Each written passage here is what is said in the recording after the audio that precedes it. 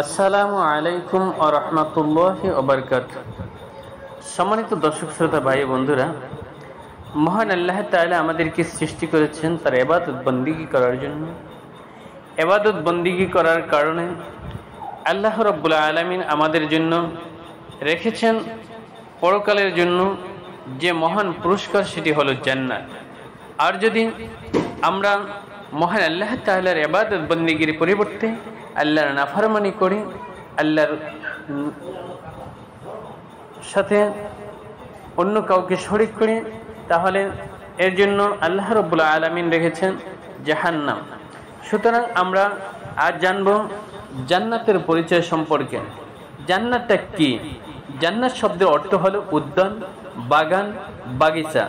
ফারসি ভাষায় যাকে বেহেশত বলা হয়।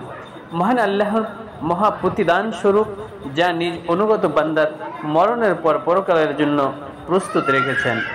জান্নাত মানে শুধু বৃক্ষ বিশিষ্ট বাগানই নয়, বরং তাতে থাকবে বাসস্থান, অট্টালিকা এবং চরম সুখ সামগ্রীর এমন সব কিছু যা মানুষ কল্পনাও করতে পারে না। সেখানে এমন সুখ থাকবে যাতে কোনো দুঃখের লেশমাত্র থাকবে না, এমন নির্মল শান্তি থাকবে যাতে কোনো প্রকার অশান্তির মলিনতা নেই। এত সুখ সম্পদ থাকবে যার কাল্পনিক বর্ণনা দিতে মানুষের মন অক্ষম। রাসূল করিম সাল্লাল্লাহু আলাইহি সাল্লাম বলেন, মহান আল্লাহ তাআলা বলেছেন, আমি আমার পুণ্যবান বান্দাদের জন্য জান্নাতের এমন জিনিস প্রস্তুত রেখেছি যা কোনো চক্ষু দর্শন করেনি, কোনো কর্ণ শ্রবণ করেনি এবং যার সম্পর্কে কোনো মানুষের মনে ধারণাও জন্মেনি। তোমরা চাইলে এই আয়াত পাঠ করতে পারো। অর্থাৎ যার অর্থ হলো কেউ জানে না তার জন্য তার কৃতকর্মের বিনিময় স্বরূপ নয়ন প্রতিকর কি পুরস্কার লুকিয়ে রাখা হয়েছে। সূরা সাজদা 17 নং আয়াত, বুখারী মুসলিম। পার্থিব জগতে কত বিলাসী প্রিয় ধনকুবেরেরা বিলাসবহুল বাগান ও বাড়ি বানিয়ে বসবাস করে, কত রকম সুখ সরঞ্জাম ও বিলাস সামগ্রী ব্যবহার করে থাকে, কিন্তু সেসব কিছু জান্নাতের তুলনায় নেহায়েত তুচ্ছ, সামান্য। যেহেতু জান্নাতের সুখ অনুপম, বেহেশতের শান্তি অতুল, যেহেতু বেহেশতের একটি চাবুক পরিমাণের জায়গা পৃথিবী ও তন্মধ্যস্থ সব কিছু হয়তো উত্তম, জান্নাতের ধনুক পরিমাণ স্থান দুনিয়ার যেসব বস্তুর উপর সূর্য উদিত কিংবা অস্তমিত হয়েছে সেসব বস্তুর চেয়ে অনেক উত্তম। বুখারী মুসলিম। জান্নাতের সে সুখ সামগ্রী দেখে দুনিয়ার সবচেয়ে দুঃখী মানুষ সমস্ত দুঃখের কথা ভুলে যাবে। রাসূল করিম সাল্লাল্লাহু আলাইহি সাল্লাম বলেছেন, কিয়ামতের দিন জাহান্নামীদের মধ্য হতে এমন এক ব্যক্তিকে নিয়ে আসা হবে, সে দুনিয়ার সবচেয়ে সুখী ও বিলাসী ছিল। অতঃপর তাকে জাহান্নামে একবার মাত্র চুবানো হবে। তারপর তাকে বলা হবে, হে আদম সন্তান, তুমি কি কখনো ভালো জিনিস দেখেছো? তোমার নিকট কি কখনো সুখ সামগ্রী এসেছে? সে বলবে না। আল্লাহর কসম, হে প্রভু।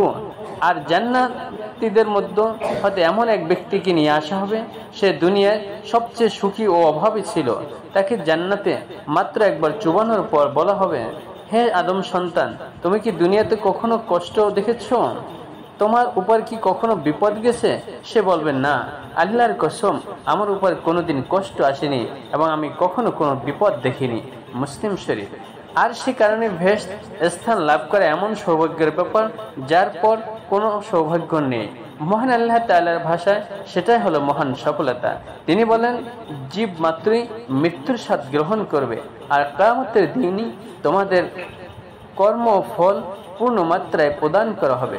সুতরাং যাকে আগুন তথা দোজখ থেকে দূরে রাখা হবে এবং যে বেহেশতে প্রবেশ লাভ করবে সেই হবে সফল কাম, আর পার্থিব জীবনের ছলনাময় ভোগ ব্যতীত কিছুই নয়। আল্লাহ তাআলা ইরশাদ করেন, আল্লাহ বিশ্বাসী পুরুষ ও বিশ্বাসী নারীদেরকে এমন উদ্যানসমূহের প্রতিশ্রুতি দিয়ে রেখেছেন যেগুলোর নিম্নদেশ বইতে থাকিবে নদীমালা, সেখানে তার অনন্তকাল থাকবে। আরও প্রতিশ্রুতি দিয়েছেন চিরস্থায়ী উদ্যানসমূহে, অর্থাৎ জান্নাতে আদনে পবিত্র বাসস্থানসমূহে। আর আল্লাহর সন্তুষ্টি হচ্ছে সর্বাপেক্ষা বড় নিয়ামত। এটা হচ্ছে মহান সফলতা। আল্লাহ রাব্বুল আলামিন বলেন যে আল্লাহ ও তার রাসূলের অনুগত করে চলবে, আল্লাহ তাকে ভেস্তে স্থান দান করবে, যার নিচে নদীসমূহ প্রবাহিত, যেখানে তারা চিরকাল থাকবে এবং মহা সাফল্য অর্জন করবে। সম্মানিত বন্ধুরা, জান্নাত ও জাহান্নাম কি পূর্ব হতে আল্লাহ তাআলা সৃষ্টি করে রেখেছেন, এ বিষয়ে আমরা এখন জানব। আহলে সুন্নাত ওয়াল জামাতের আকীদা এই যে মহান সৃষ্টিকর্তা জান্নাত জাহান্নাম আগেই সৃষ্টি করেছেন, অতঃপর তার বাসিন্দা সৃষ্টি করেছেন, অর্থাৎ জান্নাত জাহান্নাম বর্তমানে প্রস্তুত রয়েছে। মহান আল্লাহ তাআলা জান্নাত সম্পর্কে বলেন, তোমরা প্রতিযোগিতা করো তোমাদের প্রতিপালকের নিকট থেকে ক্ষমা এবং ভেস্তের জন্য, যার প্রস্থ আকাশ ও পৃথিবীর সমান, যা ধর্মবিরোধীদের জন্য প্রস্তুত রাখা হয়েছে। অন্য আয়াতে আল্লাহ তাআলা বলেন, তোমরা অগ্রণী হও তোমাদের প্রতিপালকের ক্ষমা ও সেই জান্নাতের দিকে, যার প্রশস্ততা আকাশ ও পৃথিবীর প্রশস্ততার মতো, যা প্রস্তুত করা হয়েছে আল্লাহ ও তার রাসূলগণের বিশ্বাসীদের জন্য। এটা আল্লাহর অনুগ্রহ, যাকে ইচ্ছা তিনি তাকে দান করবেন, আর আল্লাহ মহা অনুগ্রহশীল। অন্য আয়াতে আল্লাহ রাব্বুল আলামিন জাহান্নাম সম্পর্কে বলেন, যদি তোমরা সূরা আনান না করো, অর্থাৎ যদি তোমরা সূরা বানাতে না পারো এবং কখনোই তা তোমরা করতে পারবে না, তাহলে সে আগুনকে ভয় করো, যার ইন্ধন হবে মানুষ এবং পাথর, অবিশ্বাসীদের জন্য যা প্রস্তুত রয়েছে।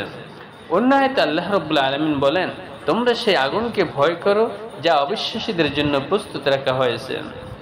অন্য আয়াতে আল্লাহ রাব্বুল আলামিন বলেন, নিশ্চয় জাহান্নাম ওত পেতে রয়েছে সীমা লঙ্ঘনকারীদের প্রত্যাবর্তন স্থল রূপে। মহানবী সাল্লাল্লাহু আলাইহি ওয়াসাল্লাম মিরাজের রাতে জান্নাত দর্শন করেছেন। মহান আল্লাহ তাআলা বলেন, নিশ্চয়ই সে তাকে আরেকবার দেখেছিল সিদরাতুল মুনতাহার নিকট, যার নিকট অবস্থিত জান্নাতুল মাওয়া বা বাসোদ্যান। যখন বদ্রি বৃক্ষটিকে যা আচ্ছাদিত করা ছিল তা আচ্ছাদিত করলো, তার দৃষ্টি বিভ্রম হয়নি, সৃষ্টি লক্ষ্যচ্যুত হয়নি। নিঃসন্দেহে সে তার প্রতিপালকের মহান নিদর্শনাবলী দেখেছেন। বরং মহানবী সাল্লাল্লাহু আলাইহি ওয়াসাল্লাম সে রাতে জান্নাতে প্রবেশ করেছেন। মহানবী সাল্লাল্লাহু আলাইহি ওয়াসাল্লাম বলেন, তোমাদের কেউ যখন মারা যায় তখন সকাল সন্ধ্যে তার অবস্থান ক্ষেত্র তাকে প্রদর্শন করা হয়। জান্নাতি হলে জান্নাতে এবং জাহান্নামী হলে জাহান্নামে। তাকে বলা হয়, এই হলো তোমার থাকার জায়গা, যে পর্যন্ত না তোমাকে কিয়ামতে আল্লাহ তাআলা পুনরুত্থান করবেন। কবরের হিসাব ও প্রশ্ন সংক্রান্ত দীর্ঘ হাদিস বর্ণিত হয়েছে। তখন আসমানের দিক হতে এক শব্দকারী শব্দ করেন, আমার বান্দা সত্য বলেছে, সুতরাং তার জন্য ভেস্তের একটি বিছানা বিছিয়ে দাও এবং তাকে ভেস্তের একটি লেবাস পরিয়ে দাও। এছাড়া তার জন্য ভেস্তের দিকে একটি দরজা খুলে দাও। তখন তার প্রতি ভেস্তের সুখ শান্তি ও ভেস্তের খুশবু আসতে থাকে এবং তার জন্য তার কবর দৃষ্টিসীমা বরাবর প্রশস্ত করে দেওয়া হয়। সুবহানাল্লাহ। একদা সূর্যগ্রহণের নামাজ পড়তে পড়তে মহানবী সাল্লাল্লাহু আলাইহি ওয়াসাল্লাম জান্নাত দর্শন করে অগ্রসর হয়েছিলেন এবং জাহান্নাম দর্শন করে পিছু হটেছিলেন। তিনি বলেছেন, আমি জান্নাতের দুয়ারে দাঁড়ালাম, অতঃপর দেখলাম যারা জান্নাতে প্রবেশ করেছে তাদের অধিকাংশ গরিব মিসকিন মানুষ, আর ধনবানদের তখন হিসাবের জন্য আটকে রাখা হয়েছে। পক্ষান্তরে অনন্য জাহান্নামীদেরকে জাহান্নামে নিক্ষেপ করার আদেশ দেওয়া হয়েছে। আর আমি জাহান্নামের দুয়ারে দাঁড়িয়ে দেখলাম যে যারা তাতে প্রবেশ করেছে তারা বেশিরভাগ নারীর দল। বুখারী ও মুসলিম। রাসূল করিম সাল্লাল্লাহু আলাইহি ওয়াসাল্লামের কাছে সাহাবীদের কোনো কথা পৌঁছল, অতঃপর তিনি ভাষণ দিয়ে বললেন, আমার নিকট জান্নাত ও জাহান্নাম পেশ করা হলো, ফলে আমি আজকের মতো ভালো মন্দ একত্রে কোনো দিন দেখিনি। যদি তোমরা তা জানতে যা আমি জানি, তাহলে কম হাসতে আর বেশি কাঁদতে। সুতরাং সাহাবীদের জন্য সেদিনকার মতো কঠিনতম দিন আর কিছু ছিল না। তারা তাদের মাথা আবৃত করে কান্নায় ভেঙে পড়লেন। বুখারী ও মুসলিম। তিনি বলেছেন, মুমিনদের রূহ জান্নাতের গাছে ঝুলন্ত অবস্থায় থাকে, পরিশেষে কিয়ামতের দিন আল্লাহ তার দেহ ফিরিয়ে দিবেন। উক্ত হাদিস থেকে একথাও প্রমাণ হয় যে কিয়ামত আসার পূর্বে মুমিনদের রূহ জান্নাতে অবস্থান করে। নবী সাল্লাল্লাহু আলাইহি ওয়াসাল্লাম বলেছেন, আল্লাহ যখন জান্নাত জাহান্নাম সৃষ্টি করলেন তখন জিবরাইলকে জান্নাতের দিকে পাঠিয়ে বলে, যাও জান্নাত এবং তার অধিবাসীদের জন্য প্রস্তুতকৃত সামগ্রী দর্শন করো। সুতরাং তিনি গেলেন এবং দর্শন করে ফিরে এসে বললেন, আপনার সম্মানের কসম, যে কেউ এর কথা শুনবে সে এতে প্রবেশ করতে চাইবে। অতঃপর আল্লাহ জান্নাতের কষ্ট সাধ্য কর্মসমূহ দিয়ে ঘিরে দিতে আদেশ করলেন। অতঃপর আবার তাকে বললেন, যাও জান্নাত এবং তার অধিবাসীদের জন্য প্রস্তুতকৃত সামগ্রী দর্শন করো। সুতরাং তিনি গেলেন এবং দর্শন করে ফিরে এসে বললেন, আপনার সম্মানের কসম, আমার আশঙ্কা হয় যে কেউ তাতে প্রবেশ করতে পারবে না। অতঃপর আল্লাহ তাআলা তাকে জাহান্নামের দিকে পাঠিয়ে বললেন, যাও জাহান্নাম এবং তার অধিবাসীদের জন্য প্রস্তুতকৃত সামগ্রী দর্শন করো।